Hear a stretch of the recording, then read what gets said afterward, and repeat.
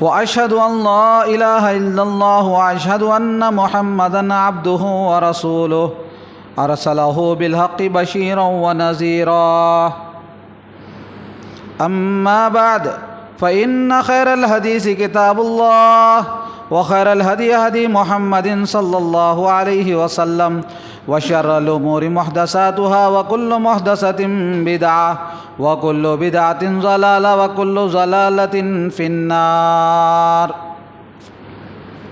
فقد قال الله تبارك وتعالى في القرآن المجيد: أعوذ بالله من الشيطان الرجيم من همزه ونفخه ونفسه. بسم الله الرحمن الرحيم. إذا سألك عبادي عني فإني قريب أجيب دعوة الداعي إذا دعاني. رب اشرح لي صدري ويسر لي أمري واحلل عقدة من لساني يفقهوا قولي. رب زدني علما. آمین.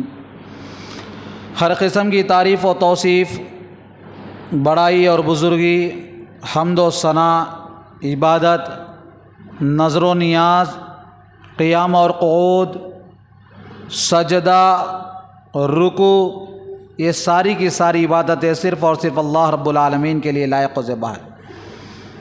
اس کے علاوہ کوئی عبادت کا حقدار نہیں.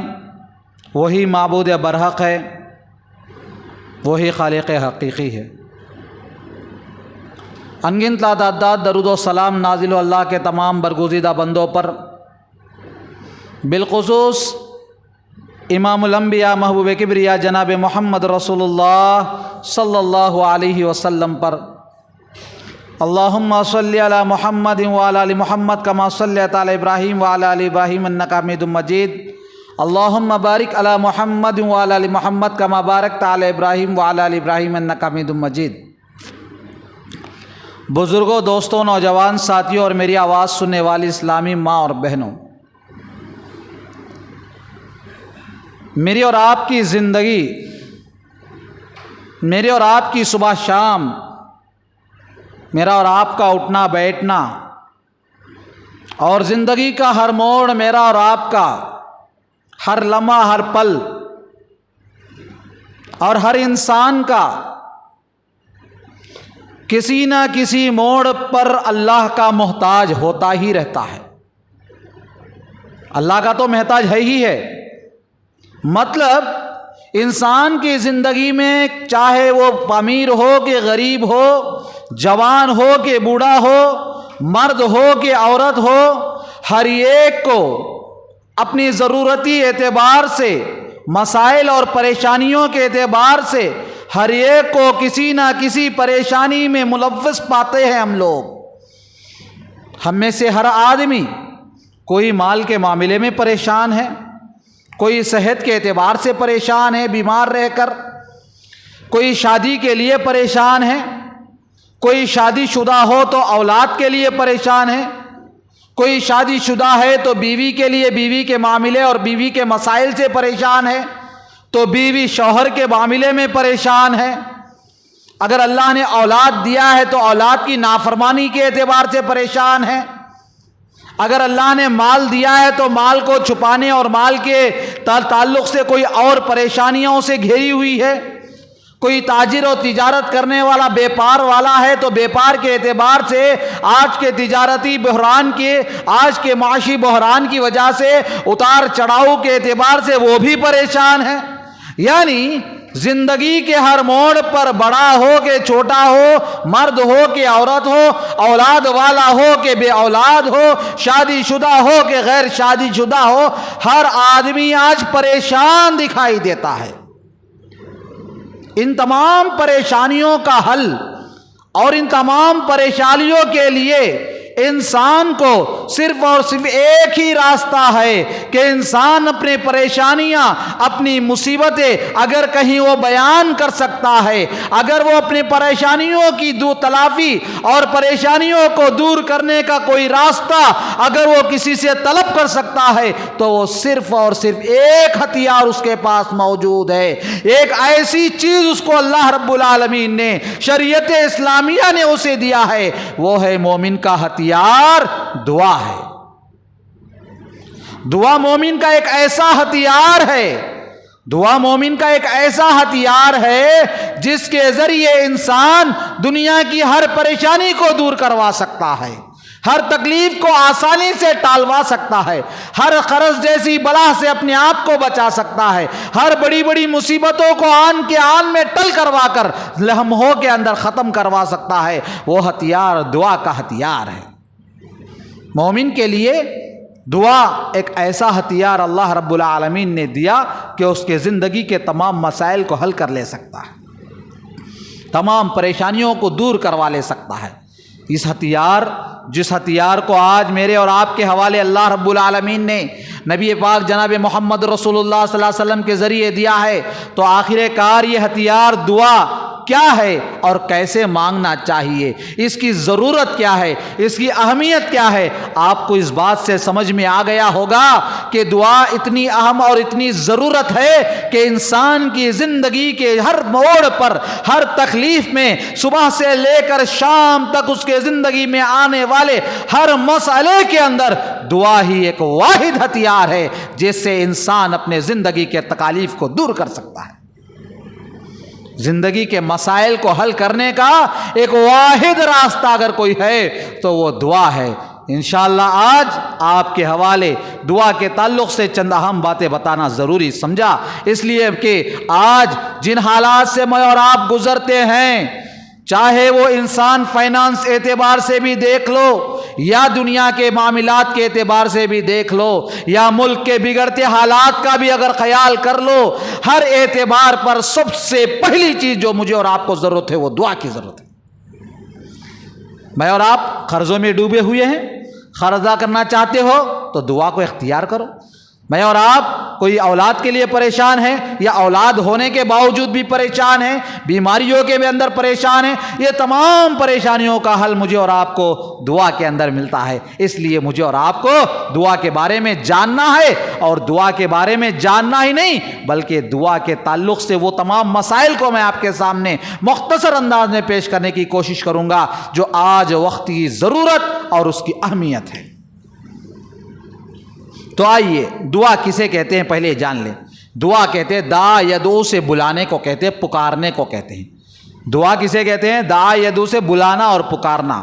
تو یہاں پر دعا کسے کہا جاتا ہے شریعت کے اندر؟ اللہ کو پکارنے کو، اللہ کو بلانے کو دعا کہا جاتا ہے۔ شریعت میں دعا کہتے ہیں اللہ کو بلانا اور اللہ کو پکارنا۔ اللہ کے علاوہ کسی اور کو پکارنا شرک کہا جاتا ہے شریعت کے اندر، جو اسلام میں حرام اور غلط اور ناجائز ہے۔ تو میں اور آپ، مجھے اور آپ کو چاہیے کہ اللہ کو پکارے اور اللہ کو بلائے، وہ دعا ہے۔ تو آئیے دعا کیا ہوتی ہے؟ دعا تو شریعت میں اللہ کو پکارنا کہا گیا، تو دعا ہوتی ہے سب سے پہلی بات انسان کی ضرورت پر، انسان کی تکلیف پر اللہ کے دربار میں جو انسان ہاتھ اٹھا کر دعا مانگتا ہے، یا دل سے مجبور اور غم کی حالت میں انسان اللہ سے گڑ گڑا کر دعا مانگتا ہے، وہ دعا کہلاتی ہے، وہ دعا کہلاتی ہے۔ تو اب دعا انسان کو ضرورت ہو تب بھی مانگنا پڑے گا، ضرورت نہ ہو تب بھی مانگنا پڑے گا۔ مثال کے طور پر انسان ہے، میں پریشان ہوں، یا بیوی بچوں کے معاملے میں پریشان ہوں، یا خرچ کے معاملے میں پریشان ہوں، یا روزی روٹی کے معاملے میں پریشان ہوں، یا اڑوس پڑوس کے معاملے میں پریشان ہوں، یا بھائی بہن کے جھگڑے میں پریشان ہوں، یا ماں باپ کی بیماری میں کسی پریشانی کی وجہ سے پریشان ہوں، یا کسی بھی اعتبار سے میں پریشان ہوں، تو مجھے چاہیے کہ دعا مانگوں۔ یہ رہی بات، انسان اپنی ضرورت کے حساب سے دعا مانگتا ہے اللہ سے، یہ پہلی بات رہی۔ اور دوسری بات ہے انسان کو ضرورت نہیں ہے کچھ بھی، سب کچھ اللہ نے نواز دیا، پیسہ دیا، اولاد دیا، دولت دیا، عزت دیا، شہرت دیا، سب کچھ دیا، پھر بھی انسان کو دعا کرنا ہی ہے۔ مجھے سب کچھ ہے، کچھ بھی ضرورت نہیں ہے، نہیں، پھر بھی دعا کرنا۔ کیوں؟ اس وجہ سے کہ دعا عبادت ہے، اس وجہ سے کہ دعا عبادت ہے۔ اس لیے مجھے اور آپ کو کثرت سے دعا کرنا چاہیے، بہت زیادہ دعا کرنا چاہیے، اس کی کوئی انتہا نہیں، کتنا دعا کرنا اس کا کوئی لیمٹ نہیں، دعا کرتے ہی رہنا چاہیے انسان کو، دعا کرتے ہی رہنا چاہیے انسان کو۔ تو آئیے دعا انسان اگر نہ کرے تو اس کا نقصان کیا ہے، کرے گا تو اس کا فائدہ کیا ہے، مختصر جان لیں۔ جیسے پہلی بات، جیسے آیت میں نے آپ کے سامنے پڑھی جس میں اللہ رب العالمین نے کہا اس آیت وقال ربکم ادعونی استجب لکم، پہلی بات یہاں پر بتائی گئی سورہ غافر کے اندر اللہ نے، تمہارا رب تمہیں کہتا ہے کہ مجھے پکارو، میں تمہاری دعا سننے کے لیے تیار ہے۔ ادعونی استجب لکم، مجھے پکارو میں تمہارا جواب دینے کے لیے تیار ہے، تمہاری دعا سننے کے لیے تیار ہے، پہلی بات۔ ہاں، جب بندہ اللہ سے مانگتا ہے تو اللہ خوش ہوتا ہے۔ حبیب کائنات نے فرمایا اللہ رب العالمین اس بندے سے خوش ہوتا ہے جو بندہ اللہ سے مانگتا ہے۔ جو بندہ اللہ سے مانگتا ہے اللہ اس سے خوش ہوتا ہے، جو بندہ اللہ سے نہیں مانگتا ہے اللہ اس سے ناراض ہوتا ہے۔ بلکہ اللہ رب العالمین نے فرمایا ان الذین یستکبرون عن عبادتی سیدخلون جہنم داخرین، اللہ رب العالمین کہتا ہے جو لوگ مجھے پکارتے ہیں اس سے اللہ خوش ہوتا ہے، جو لوگ مجھے نہیں پکارتے یستکبرون، جو اللہ سے نہیں مانگتے، ان کے بارے میں اللہ کہتا ہے ان الذین یستکبرون، جو اللہ سے دعا نہیں مانگتے، ان لوگوں کے بارے میں کہا یہ لوگ تکبر کرنے والے ہیں، فخر کرنے والے ہیں، گھمنڈ کرنے والے ہیں۔ ان کا انجام کیا ہے؟ اللہ رب العالمین کہتا ہے سیدخلونہم جہنم داخرین، ہم انہیں جہنم میں داخل کر دیں گے، ہم انہیں جہنم میں داخل کر دیں گے۔ کسیں؟ جو اللہ سے نہیں مانگتے، جو اللہ سے دعا نہیں مانگتے، اللہ کہتا ہے ہم انہیں قریب جہنم میں ڈال دیں گے۔ کسے داخل ہے؟ جو اللہ سے نہیں مانگتا۔ اب یہاں پر یہ بات ہے کہ ہمارے دل میں بات ہے کیا اللہ سے مانگنا ضروری ہے؟ کیا ضرورت نہیں ہے نا، مجھے کیا ضرورت ہے، سب کچھ نواز دیا گیا؟ نہیں، بلکہ اسلام کا قانون ہے آپ کو ضرورت ہو کہ نہ ہو یہ آپ اللہ سے مانگتے رہیں۔ اب ضرورت نہیں ہے تو وہ بندہ اللہ سے کیا مانگے؟ اللہ نے مجھے جائیداد دیا، دولت دیا، اولاد دیا، عزت دیا، شہرت دیا، سکون دیا، سب کچھ دیا، میں کیا مانگوں اللہ سے؟ میں یہ مانگوں اے اللہ تو نے جو نوازا ہے تیرا شکر اور تیرا احسان ہے، تیرا شکر ادا کرتا ہوں اور دعا کرتا ہوں کہ نعمتیں مجھ سے نہ چھین لے۔ کیا بڑی بات ہے بھی اللہ کے لیے؟ جو اللہ دینے کی طاقت رکھتا ہے کیا لینے کی طاقت نہیں رکھتا؟ جو اللہ دینے کی طاقت رکھتا ہے اولاد کو اللہ واپس نہیں لے سکتا اولاد کو ہم سے؟ جو اللہ دولت دینے کی طاقت رکھتا ہے کیا اللہ ہماری دولت واپس نہیں لے لے گا؟ کیا اس کے اندر وہ طاقت نہیں ہے؟ جو اللہ مجھے اور آپ کو طاقت دیا، ہمت دیا، کچھ صحت دیا، کیا اللہ کو یہ چاہیے، اللہ کو یہ اختیار نہیں کہ میری اور آپ کی صحت کو اللہ ایک سیکنڈ کے اندر ایک ایکسیڈنٹ میں ہاتھ اور پیر ڈیمیج کر دے، سر ڈیمیج کر دے، آنکھ ڈیمیج کر دے، کچھ بھی کر دے؟ لفظ کن اگر اللہ استعمال کر لیتا ہو جاتا ہے۔ کچھ نہیں اللہ کے لیے، جو اللہ دینے کی طاقت رکھتا ہے، اختیار رکھتا ہے، لینے کی بھی اختیار رکھتا ہے۔ اس لیے مجھے اور آپ کو چاہے سب کچھ مل جائے اس کے باوجود مجھے اور آپ کو کثرت سے دعا کرنا چاہیے، دعا کثرت سے کرنا چاہیے۔ تو آئیے دعا کے لیے شرائط کیا ہے اور دعا کے آداب کیا ہے وہ بھی آپ کو بتاتا چلوں کہ دعا کے لیے سب سے پہلے شرط کیا ہے۔ دعا اللہ کے دربار میں انسان ہاتھ اٹھا کر دعا مانگتا ہے، تو جب ہاتھ اٹھا کر دعا مانگتا ہے تو اس کے لیے کچھ کنڈیشنز ہیں۔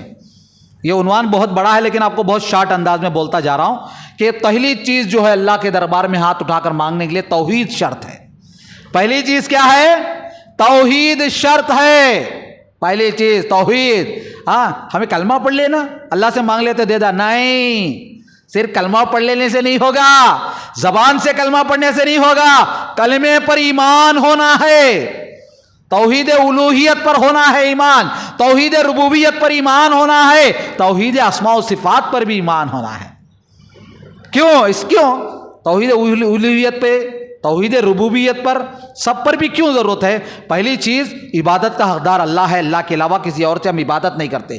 یہاں پر یہ ایمان اس لیے ضروری ہے کہ یہ دعا اللہ سے مانگیں گے، ہم اللہ کے علاوہ کسی سے نہیں مانگیں گے، یقین اور شرط ہونا ہمارے دل کے اندر، پہلا کنڈیشن۔ دوسری چیز توحید ربوبیت، کیوں؟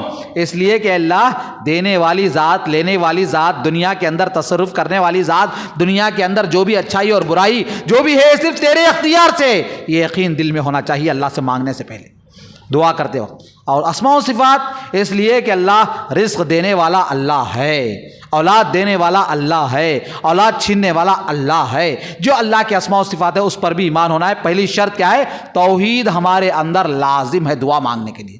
بنا توحید کے دعا مانگو تو دعا قبول نہیں ہوگی، پھر گلا کرنا، شکوہ کرنا کہ اللہ ہماری دعا نہیں سنتا تو بیوقوفی ہے، یہ بیوقوفی ہے، پہلی چیز۔ دوسری چیز اخلاص ہونا ہے، اخلاص ہونا ہے، یہ فنڈامنٹل بہت امپورٹنٹ بات ہے. یہ بھی مومن ہے، میں مسلمان ہوں، میرے اندر ایمان ہے، سب کچھ ہے، میں نے توحید کو مکمل مان لیا، لیکن میرے اندر اخلاص نہیں. میں دنیا والوں کو دکھانے کے لیے ہاتھ اٹھا کے دعا مانگ رہا ہوں، دنیا والوں کو دکھانے کے لیے ہاتھ اٹھا کے دعا مانگ رہا ہوں، یا پھر اپنی دعا میں شرک کر رہا ہوں، کسی اور کو شامل کر رہا ہوں. اے اللہ فلانے کے صدقے میں میری دعا قبول کر لے، فلانے کے وسیلے میں دعا قبول کر لے.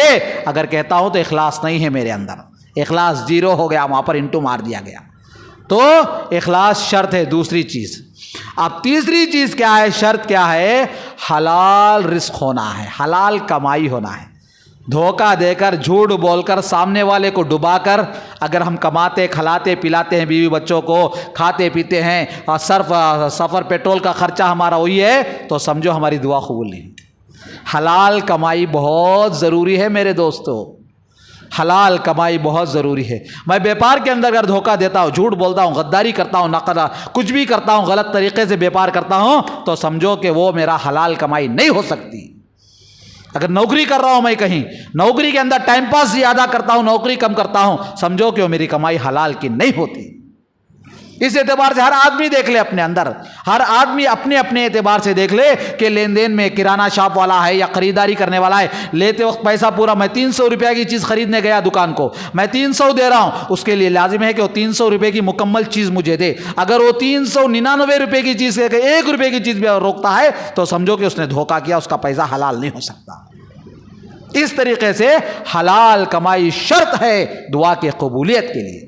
حلال روزی ہونا چاہیے، حلال لباس ہونا چاہیے، حلال پیٹرول ہونا چاہیے میری اور آپ کی گاڑی کا، جس گاڑی پر سفر کر کر میں اور آپ مسجد کو آتے ہیں، اور مسجد کو آ کر میں اور آپ دعا کر رہے ہیں اللہ سے ہماری گاڑی میں ڈالا گیا پیٹرول بھی حلال کا ہو، ہماری ٹرین کی ٹکٹ، بس کی ٹکٹ ہم خرید رہے ہیں، وہ پیسہ بھی حلال کا ہو. یعنی ہمارا لباس، کھانا پینا، اٹھنا بیٹھنا سب حلال ہو، حلال رزق ہو. اور اس کے بعد حلال رزق کے ساتھ انسان کو چاہیے کہ اگر مثال کے طور پر میرے سے غلطی ہو گئی، میں نے کچھ غلطی کر لیا، تو توبہ ضروری ہے. دعا کرنے کے وقت توبہ کرنا ضروری ہے. اے اللہ مجھ سے فلانی غلطی ہوگی، یقیناً میں نے جان کر کیا یا نہ جان کر، یہ تو بہتر جانتا ہے، جان کر بھی میں نے غلطی کر دی تو توبہ کرنا شرط ہے. دعا کے اندر توبہ کریں. کوئی بے گناہ نہیں ہے زمین پر، معصوم کوئی نہیں سوائے نبی محمد رسول اللہ صلی اللہ علیہ وسلم کے، ہر ایک سے گناہ ہوتا ہے. لہٰذا میری اور آپ کی دعا کے اندر شرط ہے کہ ہم توبہ کریں اپنے گناہ. صبح سے شام تک میری اور آپ کی زندگی میں گناہ بہت ہوتے ہیں، اس لیے توبہ کرنا ضروری ہے، لازم ہے، شرط ہے.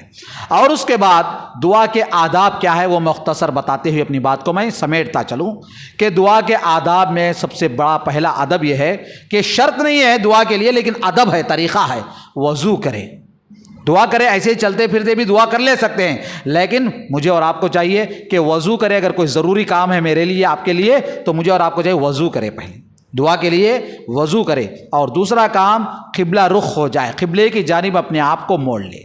کیوں؟ دلیل کیا ہے؟ اللہ کے نبی جناب محمد رسول اللہ صلی اللہ علیہ وسلم جب بدر کے میدان میں گئے تو اللہ کے نبی صلی اللہ علیہ وسلم وضو کے ساتھ تھے، قبلہ رخ ہو کر آپ نے دعا کیا، قبلہ رخ ہو گئے. راوی حدیث بیان کرتے ہیں آپ دعا کرنے کے لیے پہلے قبلہ رخ ہو گئے، قبلے کی طرف رخ کر لیا، تو اس کے بعد آپ نے دعا کیا. اور اس کے بعد قبلے رخ کے بغیر بھی آپ کہیں بیٹھے چلتے پھرتے بس میں ہیں، مول صاحب قبلہ رخی بولے نا اس لیے دعا نہیں کرتے، نہیں، آپ دعا کیجئے کہیں بھی کرو، کس موڑ پر بھی، کس حالت میں بھی، کس طرف بھی پلٹ کرو یہ نہیں، لیکن قبلے کی رخ ہو کر کرنا دعا کے آداب میں سے ہے. آپ ایک ضروری کام کے لیے کہیں شاپنگ کا گھر خریدنے جا رہے ہیں، یا بچوں کو اسکول میں ڈالنے جا رہے ہیں، یا کسی کام کے لیے جا رہے ہیں، یا صبح بیپار کے لیے جا رہے ہیں، مجھے اور آپ کو چاہیے کہ 1-2 رکعت وضو بنائے، 1-2 رکعت نماز پڑھے، قبلہ رخ ہو جائے، اللہ کے دربار میں دعا کر کر اپنے نئے کام کا یا اپنے بڑے کام کا آغاز کرے. یہ دعا کا طریقہ ہوتا ہے، آداب ہوتا ہے. اور اس کے بعد بتائی گئی اللہ کے دربار میں ہاتھ اٹھا کر دعا مانگے جائے، ہاتھ اٹھا کر دعا مانگے. اللہ کے نبی صلی اللہ علیہ وسلم نے اپنے دونوں ہاتھوں کو برابر رکھ کر دعا مانگا تھا، ہاتھ اٹھا کر. یہ اللہ کے نبی صلی اللہ علیہ وسلم کا طریقہ ہے. اور اس کے بعد دعا کے آداب میں یہ بھی ایک ادب ہے کہ ہاتھ اٹھا کر دعا، اس کے بعد اللہ کی تعریف بیان کرے. سورہ فاتحہ پڑھے، سورہ اخلاص پڑھے. سورہ اخلاص میں اللہ کی تعریف ہے، اللہ کی توحید ہے، اس کو پڑھے. قل هو اللہ احد اللہ الصمد. یا پھر یہ بھی نہیں، آپ کو نہیں آتا سبحان اللہ، الحمدللہ، اللہ اکبر، لا الہ الا اللہ، محمد رسول اللہ، اللہ تو رازق ہے، رزاق ہے، حنان ہے، منان ہے، حمید. اللہ کی تعریف، اللہ کے اسماء و صفات کا ذکر کرے، اللہ تو ہی ایسا ہے، یہ ہے. اس کے بعد حمد ہے. اس کے بعد اللہ کے اسماء و صفات کے بعد کا جو کام کرنا ہے وہ درود شریف ہے, درود ابراہیم. اللہم صلی علی محمد وعلی آل محمد کما صلیت علی ابراہیم. یہ دعا پڑھے, یہ درود پڑھے. وہ درود نہیں, درود تاج والا, درود فلاں بابا کے نام کا درود, یہ دعائیں پڑھتے ہیں. ایک صاحب بیٹھ کر, تفصیل نہیں بتانے کے لیے, ایک صاحب بیٹھ کر بہت دیر سے ذکر کر رہے, دعا کر رہے. کیا میں نے پوچھا کیا پڑھ رہے تھے آپ؟ کہا درود تاج پڑھ رہا ہوں, بہت بڑا درود ہے. یاد رکھو رسول اللہ صلی اللہ علیہ وسلم سے بتائے ہوئے درود سے بڑھ کر کوئی درود نہیں ہو سکتا.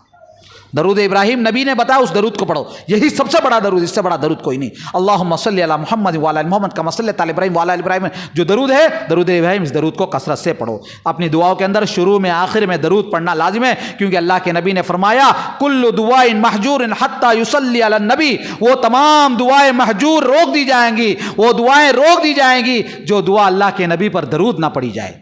جس دعا میں نبی کا درود, نبی پر درود نہ ہو, وہ دعا آسمان اور زمین کے درمیان لٹکتی رہے گی, قبول نہیں کی جائے گی.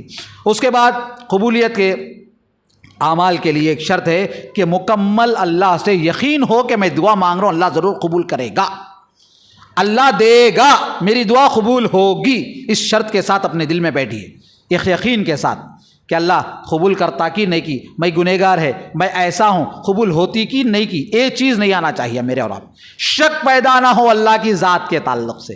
اللہ کے دربار میں امید کے ساتھ بیٹھو, مکمل امید. آپ کے 5 منٹ زیادہ لے لوں گا تو مجھے معذرت چاہتا ہوں, کیونکہ بہت اہم باتیں چھوٹ گئی ہیں. کہ قبولیت کے لیے مجھے اور آپ کو یقین ہونا چاہیے اللہ ضرور قبول کرے گا, اس یقین کے ساتھ. اور اس کے بعد یاد رکھو کہ اس ٹائم پر شیطان یہ لائے گا میرے اور آپ کے دل میں, ارے تو گنہگار ہے, تیری دعا قبول ہوتی کیا؟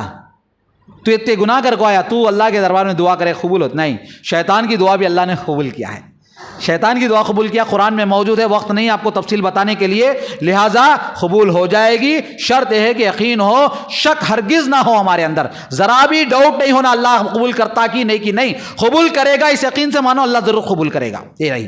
اور اس کے بعد عاجزگی اور انکساری ہونا ہے. اے اللہ تو نہیں تو کون قبول کرے گا, میں تیرا بندہ ہوں, تو میرا آقا ہے, تو بڑا ہے, میں غلیم ہے, تو غنی ہے, میں فقیر ہوں. یہ کہہ کر مانگو اللہ سے. ہم مجبور ہے, پریشان ہے, پریشان حال ہے, اللہ تو ہی دینے والا ہے. اپنے آپ کو کم دکھاؤ اللہ کے دربار میں, بڑا نہیں, سینہ تان کر رہی, اپنے آپ کو جھکاؤ, اپنے آپ کو عاجزگی کے ساتھ اللہ کے دربار میں پیش کرو, یہ ضروری ہے. اس کے بعد اللہ کے دربار میں اختیاری نہیں کہنا چاہیے الفاظ, اللہ تو چاہا تو قبول کر, تو نہیں چاہا تو چھوڑ دے. نہیں, اللہ تو قبول کر, اختیار نہیں کرنا. دعا میں کبھی اختیاری باتیں نہیں کہنا چاہیے. اے اللہ تو دینا چاہتا تو دے, نہیں تو نہیں, یہ تیری مرضی ہے. نہیں, ایسی باتیں نہیں. آپ جو بھی مانگو جائز سی وہ مانگو, اور اللہ سے ڈٹ کر مانگو, اللہ سے جم کر مانگو. اختیاری کلمات نہیں کہنا چاہیے. اور ایک بات, 12ویں بات یہ ہے کہ 3 بار دہرانا ہے بات کو, 3 بار. اللہ کے نبی صلی اللہ علیہ وسلم دعا کرتے تھے تو ٹریبل ٹائم ریپیٹ کرتے تھے جو بھی بات اللہ سے. اے اللہ میں قرض دار ہوں, مجھے معاف کر, مجھے ادا قرضہ کرا دو. اے اللہ میں قرض دار ہوں, قرضہ دینے کے راستے کھول. اے اللہ میں قرض دار ہوں, میں قرض دینے کا راستہ. یعنی 3 بار ریپیٹ کرنا مسنون ہے, اللہ کے نبی کی سنت سے ثابت ہے. اس کے بعد دعا خفیہ طور پر رکھنا چاہیے. میں کیا دعا مانگ رہا ہوں مجھے معلوم ہونا ہے, گاؤں والے کو بتانے کی ضرورت نہیں ہے. گاؤں والے کو بتانے کی ضرورت, میں یہ مانگتا ہوں, میں یہ کہتا ہوں, دنیا کو کسی کو بولنے کی ضرورت نہیں. چھپا کر دعا مانگنا ہے اللہ کے دربار میں, خفیہ طور پر دعا مانگنا ہے, یہ دعا کا طریقہ ہے. اور رہی بات 14ویں چیز یہ ہے کہ وسیلہ, دعا کے اندر وسیلہ اختیار کرنا ہے. وَابْتَغُوا إِلَيْهِ الْوَسِيلَةَ, کہا اللہ رب العالمین نے اللہ کے طرف دعا مانگتے ہوئے وسیلہ اختیار کرو. وسیلے کا مطلب یہ ہے کہ بزرگوں کا وسیلہ, پیروں کا وسیلہ, ولیوں کا وسیلہ, نبیوں کا وسیلہ نہیں, اپنے نیک اعمال کا وسیلہ بیان. اے اللہ میں نے فلانے ٹائم پر ایک غریب کو کھانا کھلایا تھا, وہ صرف تجھے خوش کرنے کیا, دنیا والوں کو دکھانے, کوئی نہیں دیکھ رہے تھے. اللہ میں نے رات کی تاریکی میں اٹھ کر دعا مانگی. اے اللہ کوئی نہیں, میری بیوی بھی سو رہی تھی, میں نماز پڑھتا ہوا میری بیوی بھی نہیں دیکھی. اللہ میں نے چھپ کر کیا, اللہ اس نماز کو, اس کے بدلے میں میری تکلیف دور کر لے. اللہ فلانا نیک کام میں نے چھپا کر دنیا والوں کو, کسی کو نہیں معلوم ہے جیسا کیا, اللہ اس کے بدلے میں آج میری پریشانی کو دور کر, میں دعا کو قبول کر. اللہ یعنی اس کا مطلب یہ, میری اور آپ کی زندگی میں کوئی ایک نیک کام ایسا ہونا چاہیے جو اللہ کے علاوہ کسی اور کو معلوم نہ ہو. آج ہمارا ہر نیک کام کیا ہے, دنیا والوں کو دکھانے کے لیے, پبلسٹی پرپس پر میرا اور آپ کا نیک کام ہے. کوئی نیک کام ایسا بھی کرنا چاہیے مجھے اور آپ کو جو میرے اور آپ کے علاوہ کسی کو نہیں, اللہ کے علاوہ, میرے اور میرے رب کے علاوہ کسی کو معلوم نہ ہو. اس کا خیال مجھے اور آپ کو کرنا چاہیے. اور اس کے بعد 11ویں چیز ہے جلد بازی نہ ہونا چاہیے. اے اللہ تو آج قبول کر کو, آج صبح کو میں کروڑ پتی بن جانا. اللہ فلانی بلڈنگ میں مولنا ہے, تو کیسا بھی مجھے صبح کو پیسہ ہو جانا, مجھے دے ڈالنا. جلد بازی کی دعا نہیں کرنا چاہیے. اللہ قبول کرے گا، لیکن اللہ کے پاس دیر ہے اندیر نہیں، آپ نے سنا ہے محاورہ۔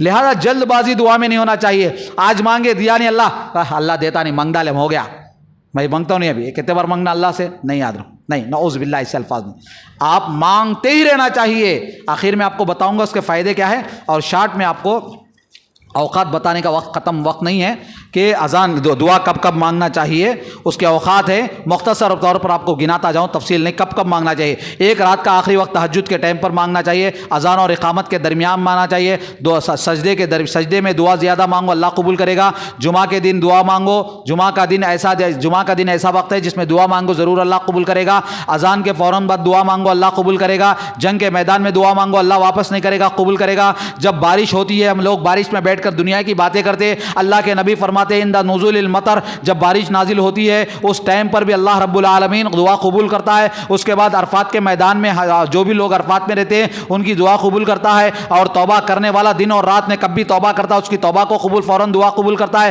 زمزم کا پانی پینے سے پہلے جب بھی بندہ دعا کرتا ہے اس کی دعا کو قبول کرتا ہے، اور فرض نماز کے بعد انسان دعا کرتا ہے اس کی دعا قبول کرتا ہے، یا فرض نماز کے اندر قاعدے میں بیٹھ کر اپنے قاعدے کو نفل نمازوں میں، سنت نمازوں میں قاعدے کو لمبا کر لیں۔ قاعدے کی جو دعا ہے، دعا ختم ہونے کے بعد دعا کرو، کیونکہ اللہ کے نبی نے فرمایا قاعدے کے اندر انسان آخری میں جب دعا کرتا ہے وہ دعا بھی اللہ واپس نہیں کرے گا، قبول کرے گا۔ اور 12ویں بات یہ ہے کہ مرغا جب بانگ دیتا ہے صبح سویرے، ہم سنتے ہیں کہ مرغا بانگ دینے کے تعلق سے اللہ کے نبی نے فرمایا، بخاری اور مسلم کی روایت ہے کہ اذا سمعتم، جب تم سنو کہ سیاد الدیک جب مرغا پکارتا ہو تو وہ فرشتوں کو دیکھتا ہے، لہٰذا تم اللہ سے اللہ کی رحمت مانگ لو۔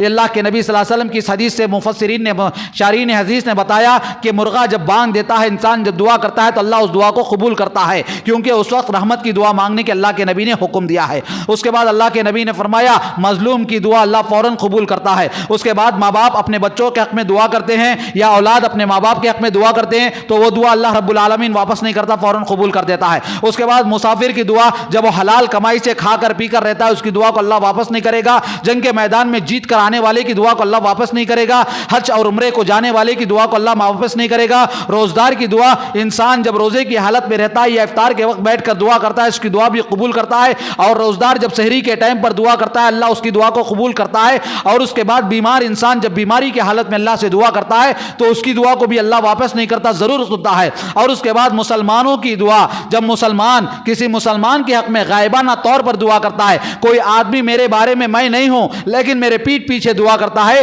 تو اس کا فائدہ یہ ہوتا ہے کہ فرشتے کہتے ہیں اللہ اس کی دعا کو سن لی، یہ بھی اس کے حق میں تو قبول کر لے۔ یہ ساری باتیں آتی ہیں۔ اور اس کے آخری بات یہ ہے کہ خوشحالی میں انسان جب اللہ سے دعا مانگتا ہے تو یاد رکھو اللہ اس انسان کی دعا قبول کرتا جب میں سکون سے ہوں، عزت سے ہوں، صحت ہے، طاقت ہے، پیسہ ہے، اس ٹائم پر بھی روز اللہ سے دعا کرتا ہوں۔ جب میرے پاس پیسہ چلے گیا، بیمار ہو گیا، اس ٹائم پر دعا کروں گا تو فوراً قبول کرے گا۔ کیوں؟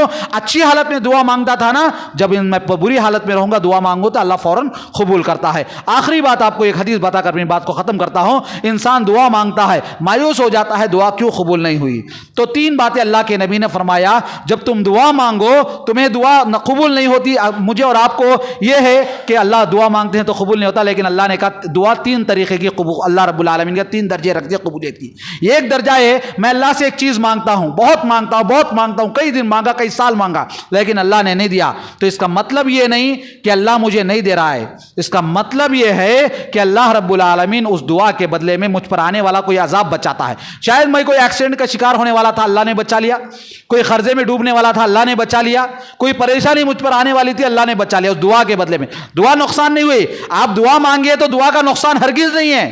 بڑا فائدہ یہ ہے، سب سے بڑا فائدہ یہ ہے کہ آنے والی بلا، آنے والی مصیبتوں سے اللہ بچاتا ہے، پہلی چیز اس دعا کے بدلے میں۔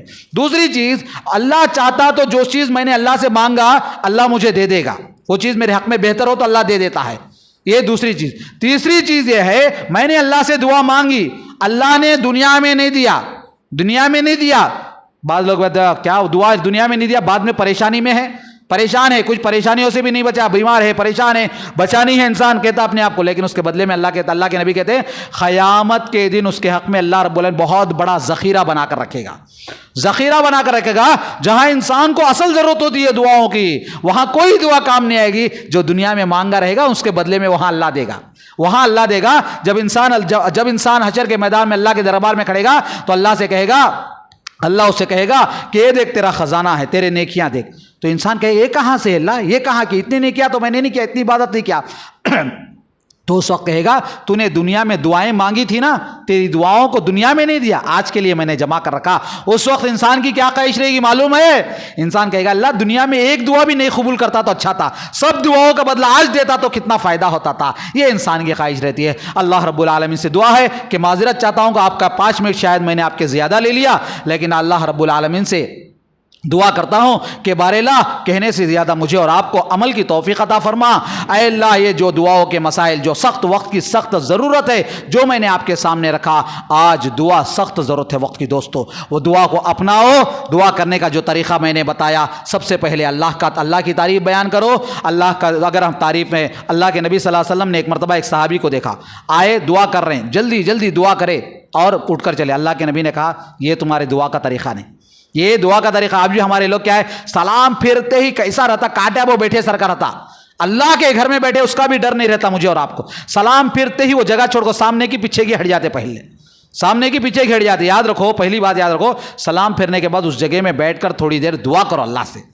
جس حالت میں آپ سلام پھیر کر بیٹھے نا, جتنی دیر آپ اس جگہ میں بیٹھے رہے اللہ کے دربار میں نماز کی حالت میں لکھے جائیں گے, نماز کی حالت میں لکھے جائیں. کوئی مجبور ہے, پیر کا درد ہے, الگ بات ہے. نوجوان جسے اللہ نے ہٹی کٹی طاقت دیا, وہ بھی فوراً اٹھ کو نکل کو باہر تو جاتا, ادھر تو جاتا, ادھر تو جاتا, پہلے فون دیکھتے میں اور آپ سلام پھیرتے ہی. یاد رکھو دوستو, سب سے پہلی چیز سلام پھیرنے کے بعد اذکار کرو اور دعا کرو, دعا کی پابندی کرو. آج دعا سب سے بڑا ہتھیار ہے, اس سے بڑا ہتھیار آج کوئی نہیں میرے اور آپ کے پاس. دعا کو اپناؤ. آج کی تکلیفیں, پریشانیاں, یہ کرونا کی وجہ سے یا فائنانس اعتبار, ہر اعتبار سے جو بھی مجھے اور آپ کو پریشانیوں سے ڈھلنا ہے, تو وہ دعا کو اختیار کرو. اور دعا یقین کے ساتھ, بھروسے کے ساتھ اللہ کے دربار میں مانگو.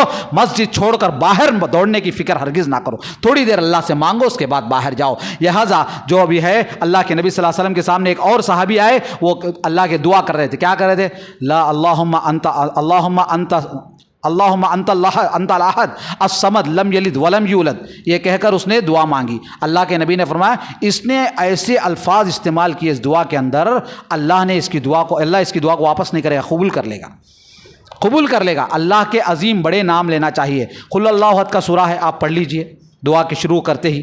سورہ فاتحہ پڑھو, اس کے بعد سورہ اخلاص پڑھ لو, اس کے بعد درود ابراہیم پڑھو, درود پڑھو, اس کے بعد اپنی ضروریت پیش کرو, پھر آخر میں درود کے ساتھ اپنی دعا کو ختم کرو. انشاءاللہ دعا ضرور قبول ہوگی. اللہ رب العالمین مجھے اور آپ کو اللہ سے صحیح معنوں میں مانگنے کی توفیق عطا فرمائے. اے اللہ ہماری پریشانیوں کو دور فرما لے, ہماری تکلیفوں کو دور فرما لے. اے اللہ ہم میں سے جو بھی بیمار ہے, اللہ سب کی بیماریوں کو دور فرما لے. ہم میں جو بھی قرض دار ہے, اللہ قرض ادا کرنے کے راستے فراہم فرما لے. اے اللہ ہم میں سے جن کے گھروں میں بھی بیمار ہیں, اللہ سب کی بیماریوں کو دور فرما لے. گھر میں جو بھی پریشان ہے, اللہ سب کی پریشانیوں کو دور فرما لے. اے اللہ جتنے لوگ یہاں جمع ہوئے ہیں, اے اللہ آج دنیا کے کونے کونے میں لوگ دنیا کے پیچھے دوڑ رہے ہیں, لیکن ہم نے تیرے دربار میں آ کر جمعہ کی نماز ادا کرنے کی سعادت ہم نے حاصل کی ہے. اے اللہ اس سعادت کو اللہ قیامت کے دن اللہ شرف قبولیت نواز دے. اللہ اے اللہ ہم میں سے جتنے لوگوں کے گھروں میں اے اللہ بچے, معصوم بچے اسکول میں پڑھ رہے ہیں, تعلیم ہے, سب بھی جو بھی بڑے چھوٹے پڑھ رہے ہیں, اللہ سب کی پڑھیوں میں اللہ برکت عطا فرما.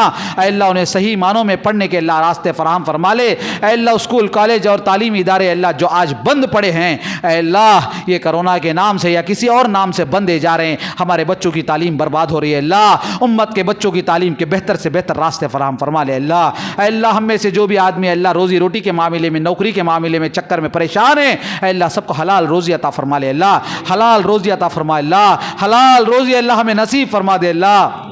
اللہ جو بھی قرضے میں ڈوبے ہوئے ہیں, فائنانس اعتبار سے یا انٹرسٹ پر کوئی مجبور ہیں, ہم میں سے جو بھی انٹرسٹ میں ڈوبا ہوا ہے, اللہ غلطی ہو گئی ہے اللہ ہم سے, اللہ تو ہمیں معاف فرما کر حلال روزی ہم سب کو نصیب فرما لے. اللہ قرض ادا کرنے کے راستے فراہم فرما لے. اللہ اے اللہ تو نہیں تو کون قرض ادا کرنے کے راستے کھول سکے گا ہمارے لیے, اللہ قرض ادا کرنے کے راستے کھول دے. اللہ اے اللہ جو بھی قرضہ میں ڈوبا ہوا ہے, اللہ سب کو قرضوں سے بچا لے. اللہ جو بھی قرض میں ڈوبے ہوئے ہیں اللہ سب کو قرضہ سے بچا لے اللہ، جو بھی قرض میں ڈوبا ہوا ہے اللہ سب کو قرض جیسی بلا سے بچا لے اللہ۔